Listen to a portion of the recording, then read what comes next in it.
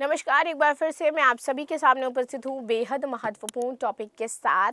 और अब फाइनली यहाँ पर सरकार बड़ा बदलाव करने वाली है कि जो अभी तक डेटा फ्रॉड्स होते थे, आपके सिम से रिलेटेड फ्रॉड हो जाते थे, ओटीपी भेज करके फ्रॉड कर दिया जाता था, तो ये सब बहुत हद तक कम हो जाएगा। इसके लिए आपके मोबाइल फ़ोन्स में पूरी तरीके से बदलाव किए जा रहे हैं। तो चलिए इसी पर बात कर लेते हैं कि ये जो ऑनलाइन फ्रॉड है और जो डेटा चोरी है, इससे निपटने के लिए क्या कर रही है सरकार।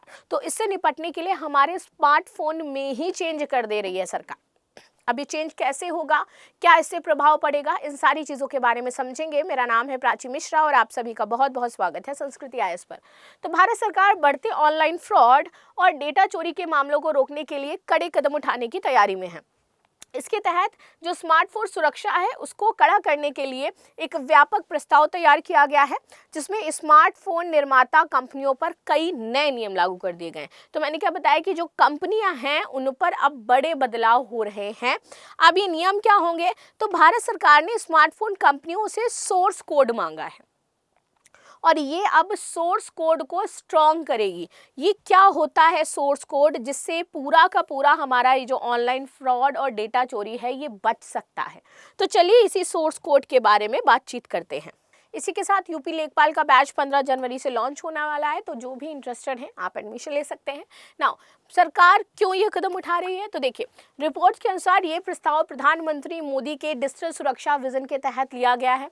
ठीक है, सरकार ने 83 नए सुरक्षा स्टैंडर्ड तैयार किए हैं, जो कि स्मार्टफोन बनाने वाली कंपनियों के पास से दस्तावेज भेज दिया गया है कि ना अगर आप इंडिया में फ़ोन ला रहे हो तो ये 83 स्टैंडर्ड जो हमने कोड बनाया इसको आपको फॉलो करना होगा।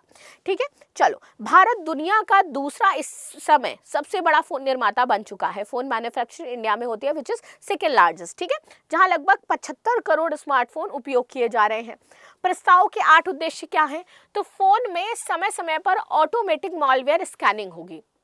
ये ऑटोमेटिक होगा, इसमें ऐसा नहीं है कि कंपनी करेगी, आपको कहीं जाना पड़ेगा कंपनी से करवाने। ये ऑटोमेटिक होगा, टाइम पर होता रहेगा। अभी टाइम लिमिट कितनी होगी ये सरकार तय करेगी।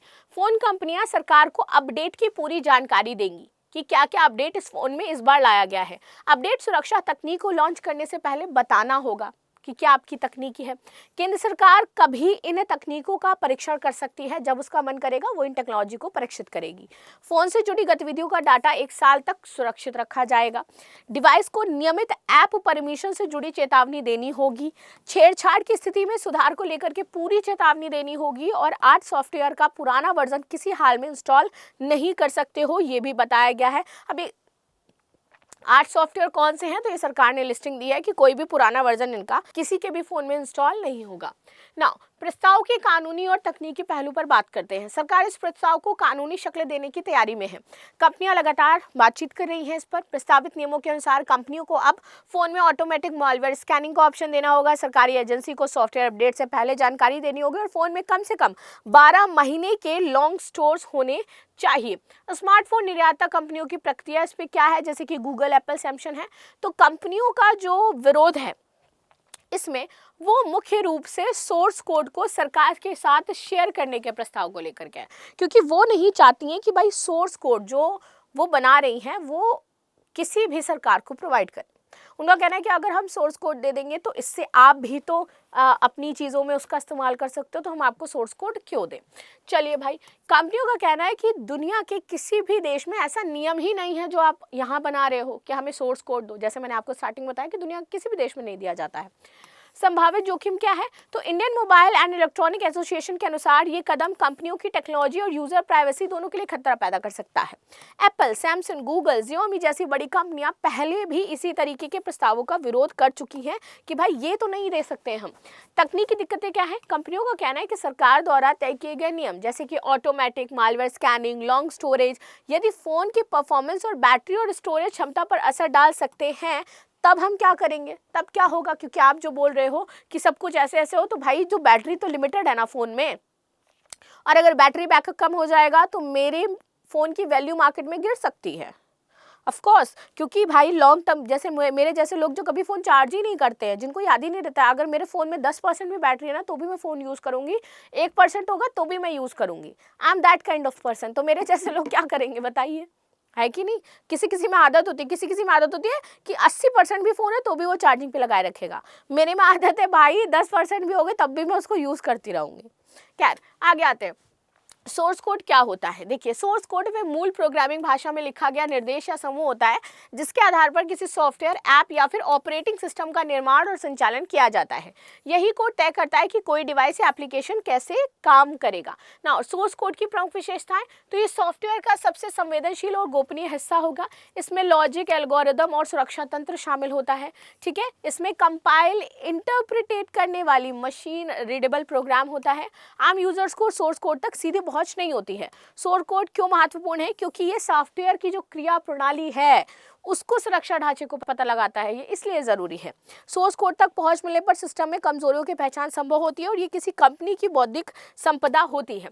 नाउ यूजर्स पर संभावित प्रभाव, तो फोन में पहले से मौजूदा ऐप्स को डिलीट करने का विकल्प होगा, बड़े सॉफ्टवेयर अपडेट की जानकारी पहले से मिलना, बैकग्राउंड में कैमरा और माइक्रोफोन को अनधिकृत उपयोग पर नियंत्रण रखना।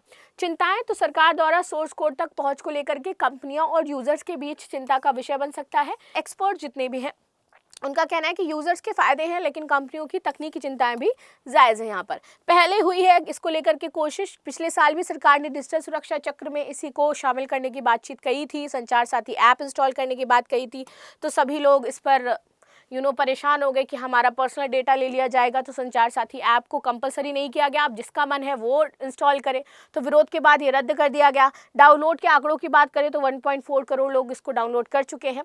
तो अभी साफ नहीं है कि सरकार इस प्रस्ताव को कब और किस रूप में लागू करेगी। सरकार कंपनियों को ढील देगी लेकिन इतनी भी नहीं देगी कि वो इसका बुरा असर। कुछ संकेत हैं जो बता सकते हैं कि डाटा कलेक्ट किया जा रहा है, जैसे कि फ़ोन का इंटरनेट यूजेज अचानक से बढ़ जाना, फ़ोन का बार बार गम होना, फ़ोन या ऐप अजीब तरीके से काम करे, बैटरी अगर जल्द खत्म हो रही है, तो इससे पता चलता है कि आपके फ़ोन का डेटा कहीं और यूज़ हो रहा है।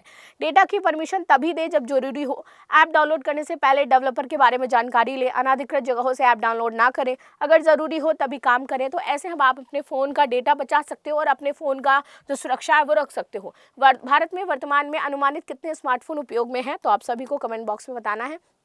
मिलते हैं नेक्स्ट क्लास में, तब तक के लिए धन्यवाद। लाइक शेयर सब्सक्राइब करना बिल्कुल भी ना भूलें and thank you so much.